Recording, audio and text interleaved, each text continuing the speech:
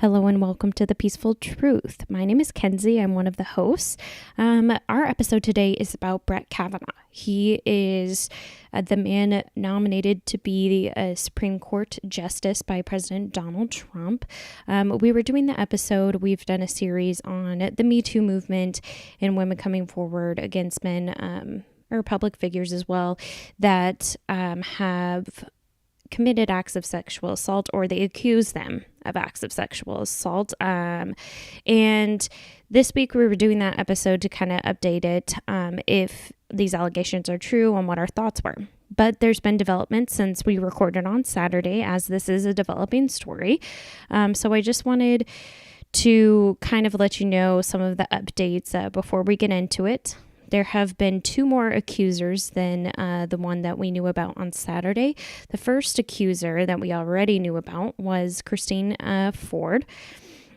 And then on Sunday, a second woman, Debbie Ramirez, who was a classmate in Yale of Mr. Kavanaugh's, came out. And some of this information is from the BBC.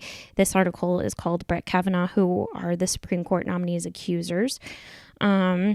So Debbie Ramirez was his classmate at Yale, and she alleges that he exposed his genitals to her.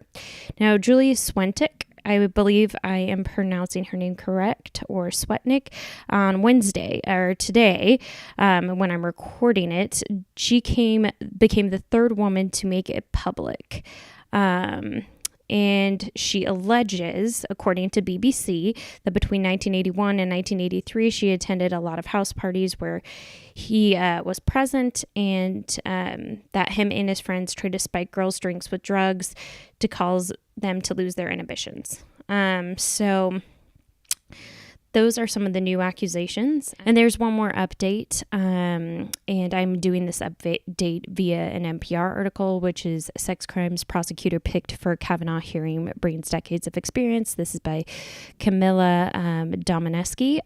Sorry if I pronounced that incorrectly. But anyway, on Thursday, Christine Ford will be at the hearing on Thursday in front of the Senate Judiciary Committee, where Rachel Mitchell, who is the head of the sex crimes unit at the Maricopa County Attorney's Office, and she's going to be the one asking the questions, and then Brett Kavanaugh will be there as well. So we wanted to give you guys these updates before you dive into our episode. It might even be different by Thursday morning. So we just wanted to give you the latest information. So thanks for tuning in. And without further ado, here's the episode we recorded. 3, 2, 1.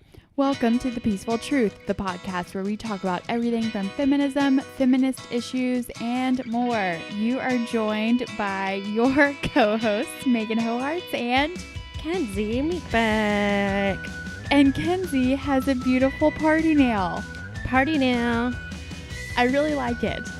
Yeah, maybe we could put it on our Instagram this week. But so a party nail is like your ring fingernail, and you just make it different from all your other nails. But this one's in particularly really nice. Do you want to describe it? It's so all of her fingers are white, and then this one, the party nail, starts off ombre with gold glitter. So thicker glitter closer to the cuticle, and then it slowly fades away to no glitter. I just felt fancy. It's really, really cute, and now I want my nails to be just like this. Someone told me, and I apologize because I think it was one of my really good friends, but someone told me that it's part of like the Me Too movement. To have an ombre party nail or just a party nail? Just a party nail. Oh. Which I just have always heard of it called as a party nail. Is it shellac? No, it's dip. Oh, it's dip. So if you don't know what dip is, it is dipping your finger repeatedly in powder, and it like layers it until it's like a hard layer. How many times have you gotten dip?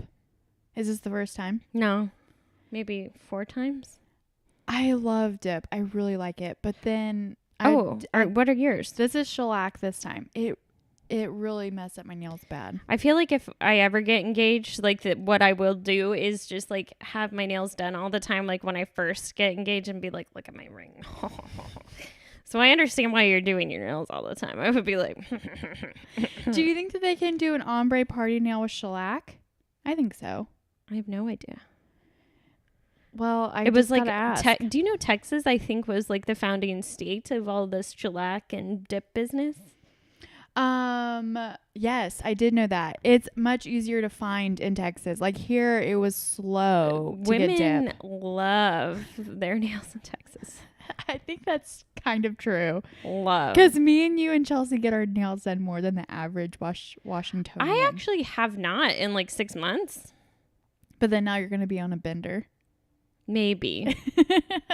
It's something that I feel like is a frivolous expense. Oh, for sure. But it's nice. Chelsea got dip and we were just all obsessed with it. Yeah.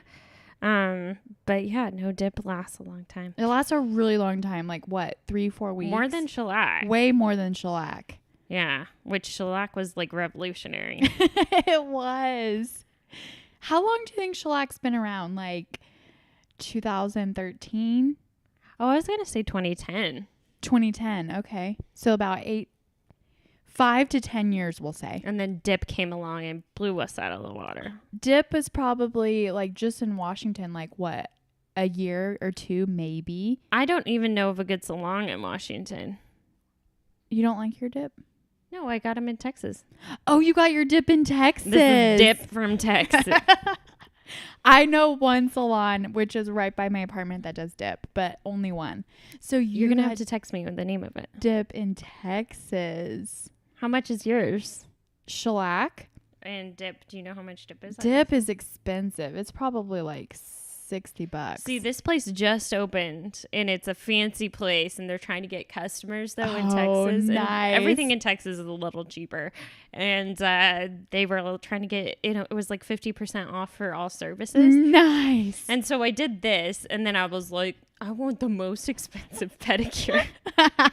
So how much was the most expensive pedicure? I forget, but my dad was like, he came to pick us up like an hour early from when I was finished because they were like doing all these elaborate things to my feet. And my dad was like, what did you do? And I was like, Dad, let me enjoy my time. I got the most expensive pedicure 50% off, okay? And I'm paying for it now. So let me enjoy my time. So what were you in Texas for? A wedding. Did you have so much fun? I did. It was Emily Anderson's little brother. Emily has been a guest on our podcast now, and it was her little brother's wedding. So you got to see Emily. Yes. Nice. Oh, she looked like a princess. Oh my gosh, was she so beautiful? She was a bridesmaid. Yeah, she looked like Cinderella. Oh my gosh. Her hair was done perfectly. Her skin was flawless. She always has really nice skin. And she was in this golden gown, and I was like, you're a fairy tale right now. Oh my gosh, she's a fairy princess. I know. Like, if a little girl saw her, she'd be like, oh. Cinderella in life. Yeah. So then did you get to see Emily's boyfriend? Yeah, he and I sat next to each other at the wedding, actually. Oh, nice. And then, not at the wedding, at the rehearsal. Or not the rehearsal. Damn. At the rehearsal and at the... reception. They both start with R's. Exactly. So did Emily not get to sit by y'all because she was in the wedding? Yeah. So she had to sit at a separate table? Like a long table. It was a very nice wedding. Oh, nice. It was classic. And then they had this big band. That played music? Yeah. Well, Dancing no DJ. music? Yeah. No DJ. Big band. Mm-hmm. I've been to a combo of bands and DJs. If the band is good, then it's still just as fun as a DJ. But if the They band were. is, oh, good. And they sounded good. And they were like, had so much energy. And how they like maintained the energy. There was no pauses too. They were just hours of energy. I was like, whoa, what sort of like, are you on nitro brew, like on IV back there? But they were like, Jesus. But they were like back there, like they had people, like one person would perform, or several people would perform, and then they would switch. And To like, give them a break? Yeah. To give them a breather? Yeah. Well, I'm glad you had fun. Thanks. So were Julie and your dad invited to the wedding? Oh, yeah. Nice. Yeah. So it was a really fun weekend. Yes. Perfect. When did you get back? Monday. No, Sunday. Sunday.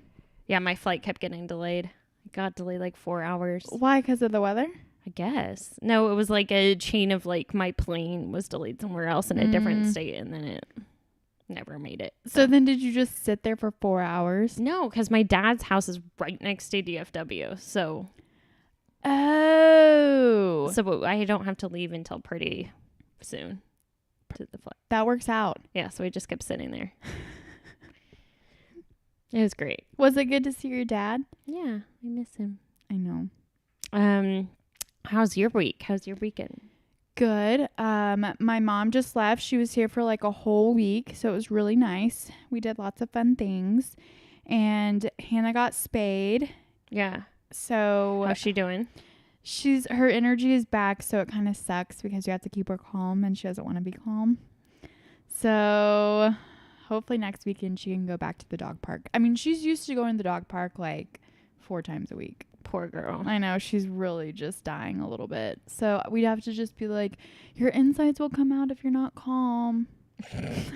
Does she listen? Yeah, she's like, oh, okay. Thanks for the warning. I guess I need to sit still.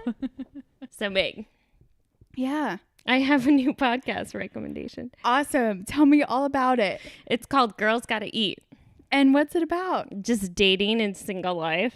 And it's really funny. So is it 2 girls just talking about dating? Yeah. And they're like a little promiscuous, which is kind of hilarious. Do they live in Los Angeles? New York. I was going to say New York next. Why? Because I knew it was either LA or New York. It's like knew it. Sex in the City vibes. Yes. Yeah, and they talk about Sex in the City too. Well, I guess I need to look this up. It's pretty funny. I have some really exciting news. Speaking of podcasts, Serial season 3. What's this one about?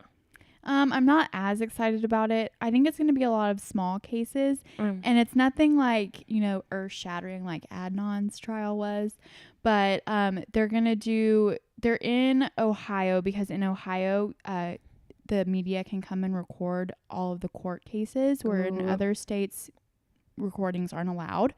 And so they're all going to be in Ohio. And the first one is about a woman who her butt was getting slapped at a bar like 6 times by guys. They were just like slapping her butt over and over. And at first she was like ignoring it. And then she was like starting to get in a little bit of a fight with him, like stop. And then it got physical. And then a cop came, just happened to be walking by, like had nothing to do with him seeing the fight break out. And her arm slung back and hit him in the face on accident. And then she ended up with like huge charges pressed against her. Like, what's above a misdemeanor? A felony? Yes. A felony? Yes, because she hit a cop in the face. So I haven't listened to the whole thing yet, but it's getting to that point. And there's video recording of it. And so you can see like her arm. I mean, I haven't seen the video, but you could see how like her arm was flinging to punch another woman because it broke out. Like this huge bar fight just broke out. Jeez because Louise. of these men slapping the woman's ass. And so then this is the first episode, and then the second episode is going to be about a different case. So it's kind of different than the seasons that we're used to. Okay, gotta listen. I know. I love Sarah Koenig so much. Ugh, so good. She's the best podcast voice. So we don't have no, I'm just kidding. But we have 2 one very fun recommendation and one like serious serial. I love Serial so much. Okay, what are we talking about today? We're talking about something that's really relevant in the news these days. We're talking about Brett Kavanaugh. Yes. We might have a guest on in the future. We were supposed to have a guest today, a doula, but we might have her on in the future. So if you do have questions for a doula and you're a mother or expecting mother or one day want to be a mom, let us know. Yeah, her client went into labor last night. Yeah, so I mean, you got to take care of that. No, I'm sorry. You need to come on our podcast. I'm sorry. Our me. podcast with like a few listeners, you need to come on. No, I'm sorry. You told us you were going to be here. You need to leave your client behind. She can have that baby on her own. Perfect. So then we had to come up with the second option. And this is a pretty solid one because it's going on with our Me Too movement theme. And it's this stuff just happened last week. Okay, it looks like you have really solid research, so I'm going to let you start. You're going to hand it on over to me. Yours is a Word doc. I just have like an online article pulled up, so go for it. Okay, mine's from Wikipedia. Such a reliable source. Oh. Yet I feel like it kind of is. I know it gets a bad rap, but everything that I found on it is true. I think it's true to be skeptical of it, though, because anyone can add to it. This is true. That's why people say it's sketchy. This is true. Okay, so according to Wikipedia, and I believe it, he was born on February 12th, 1965. You believe that he was born on February 12th? I believe that. Thanks, Wikipedia. He is an American attorney and a jurist who served as the U.S. Circuit Judge of the United States Court of Appeals for the District of Columbia Circuit. So he's from Washington, D.C. Graduated from Yale with a degree in American history and also went to Yale Law School.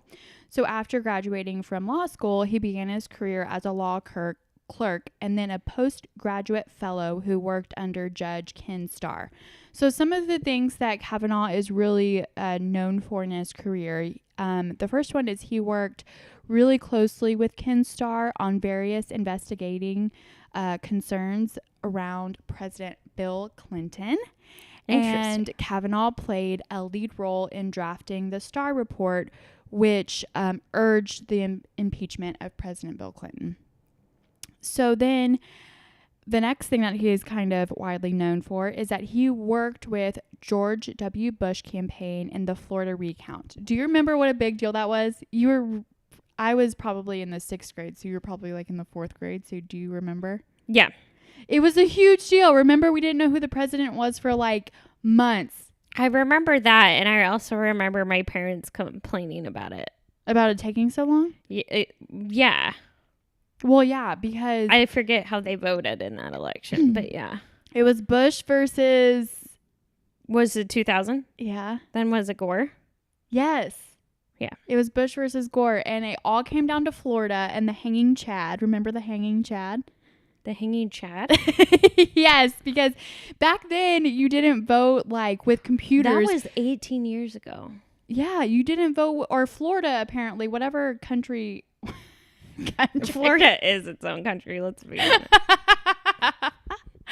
We got some weird shit that goes down there. I'm sure that some states voted with computers, but apparently, and I could be totally wrong about all this. We're just like talking out of our butts about how the voting But there was works. a hanging Chad, and What's hanging Chad had to do with the slip of paper that you had to punch a hole in it to say who you were going to vote for, if you're going to vote for Bush or Gore. And then the hanging Chad would be that the hole punch was still like hanging there. So it was like, well, did they vote for this person or did they mean to vote for the... Like, it was like this whole thing about if the hole punch was fully punched through or if it was still, like, just hanging there. Like, wow, we've gone a long way.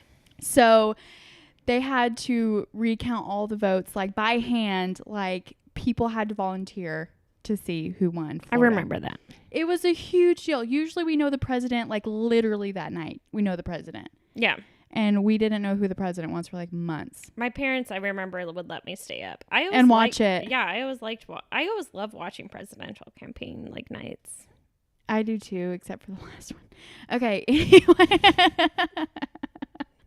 I was out. I used to be a TV reporter, and I was out that night, and I was covering a mayoral campaign in the city, and it was like a big deal for the city. So I was covering that while the presidential campaign was going on. And so I did like 16 live shots, and I like kept turning around. And at first it was like what we expected. And then I turned around once and I was like, what is going on? And then now we're here. You didn't live in Seattle yet? No. Oh, I thought you did. Okay. So anyway, Kavanaugh was really big on George Bush and the campaign around the Florida recount. He later joined the administration as the White House staff secretary, and he was a central figure in its efforts to identify and confirm judicial nominees. So just a huge, big powerhouse guy, you know, just making waves and counting money type thing. So here are the sexual assault allegations that just came out September 16th. So what's today? Not that long ago. So on September 16th, Christine Ford, she is a professor at Palo Alto University, said that Kavanaugh had sexually assaulted her when he was a 17-year-old high school student. Specifically, Ford stated that in the early 1980s, when they were both teenagers, Kavanaugh and a male friend corralled her into a bedroom at a house party in Maryland. According to Christine, Kavanaugh pinned her down to the bed, groped her, tried to pull off her clothes, and covered her mouth with his hand when she tried to scream. Christine said that she was afraid Kavanaugh might inadvertently kill her during the attack.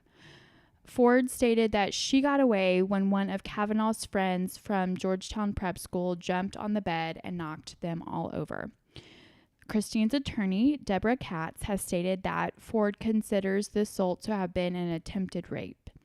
On September 13th, Ford's statement came to light when Senator Dianne Feinstein, a Democrat from California, acknowledged the existence of a complaint against Kavanaugh by a woman who requested not to be identified. So the senator stated that the woman accused Kavanaugh of trying to force himself on her while physically restraining her when they were both in high school. On the same day, the senator stated that she had forwarded the allegations to federal authorities. Christine Ford came forward publicly after Republicans criticized the fact that this statement had come from an unknown person. Kavanaugh issued the following statement through the White House. Quote, "I categorically and unequivocally deny this allegation. I did not do this back in high school or at any time," end quote. Where's this article from? Did we already? It's all from Wikipedia. Oh, okay. But I believe it. No, I know. I've read several articles that confirm all of this. Yeah. So Christine Ford has also provided therapist notes of references she made in couples counseling in 2012 describing the psychological effects afterwards. The therapist notes, part of which were released on September 16th, confirmed that Ford had stated that she was assaulted by students from an elitist boys' school who eventually became highly respected and highly ranking member of society in Washington. The notes did not specifically name Kavanaugh, though. Notes from another session in 2013 show that Ford had previously described a rape attempt while in high school as well. So that's a lot to take in and a lot to think about and consider for what Trump has nominated Kavanaugh to do. So the Senate Judiciary Committee released a letter on September 14th, which was signed by 65 women who stated that they had known Kavanaugh for more than 35 years and noted that Kavanaugh behaved honorably and treated women with respect. So 65 women signed that. And then on the other hand, 24 women who attended school with Christine Ford sent a letter to Congress expressing support for her, and over 1,000 alumni of the school signed a letter saying that her accusations were all too consistent with stories we had heard and lived at the school.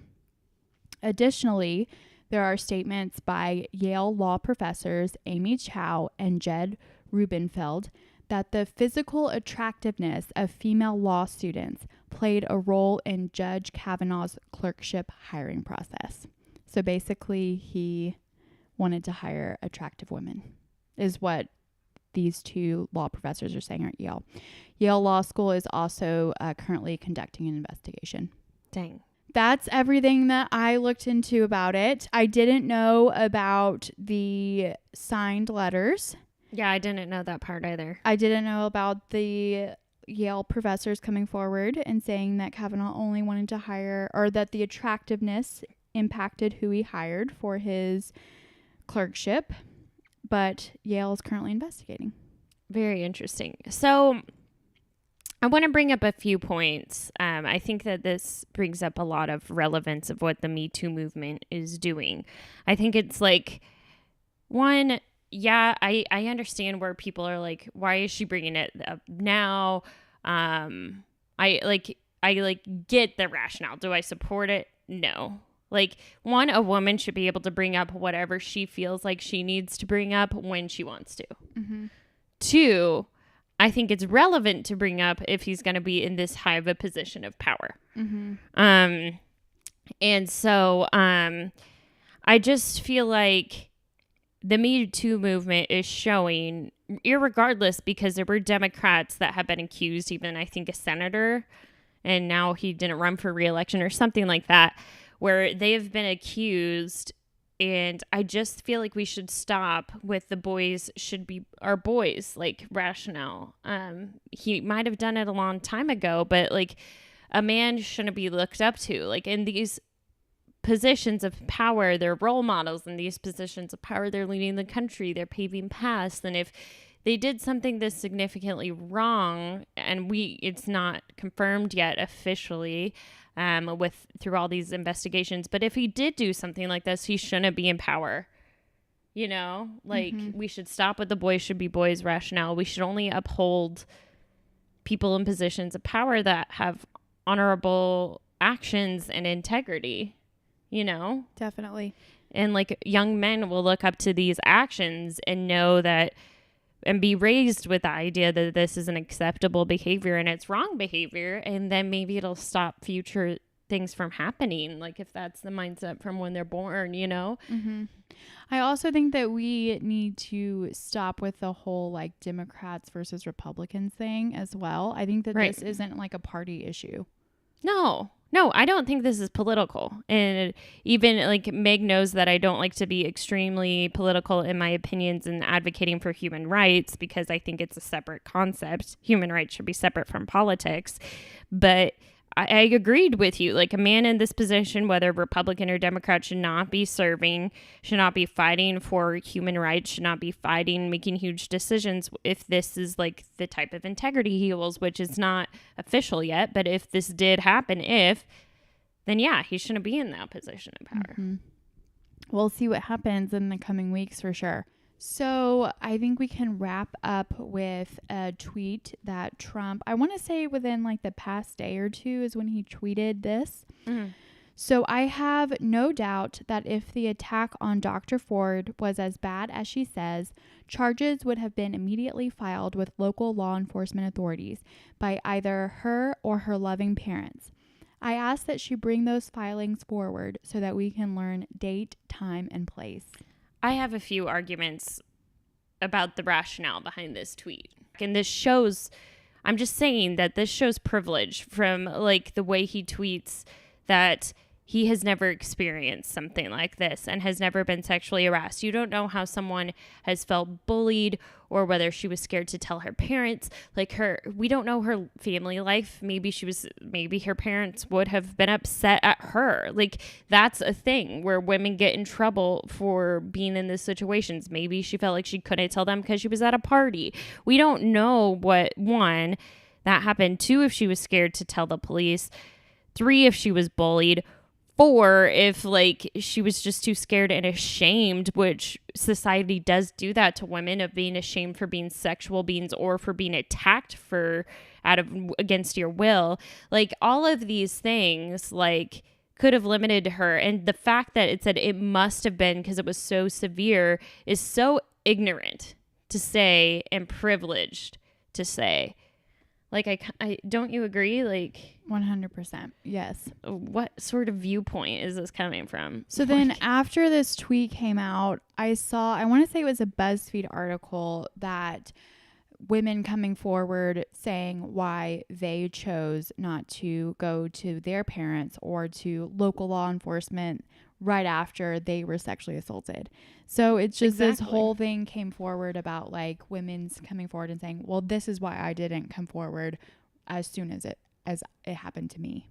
Yeah. And I've been the victim of things, not extreme as rape, but I've definitely been the victim of things.